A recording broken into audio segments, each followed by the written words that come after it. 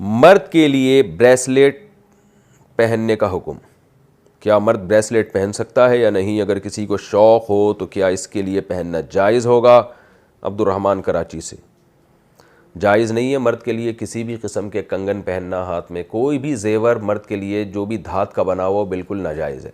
مرد صرف انگوٹھی پہن سکتا ہے، وہ بھی چاندی کی، کسی اور دھات کی انگوٹھی بھی نہیں پہن سکتا۔ ہاں انگوٹھی کے اوپر خوبصورتی کے لیے کوئی پتھر لگا لے تو جائز ہے، البتہ پتھر قسمتوں کی وجہ سے لگانا کہ یہ پتھر موافق رہے گا ناموافق رہے گا تو یہ بھی حرام ہے۔ تو مرد صرف زیور میں صرف انگوٹھی پہن سکتا ہے چاندی کی، اور کسی بھی قسم کا زیور مرد کے لیے جائز نہیں ہے۔ کیا کم عمر لڑکا اذان دے سکتا ہے؟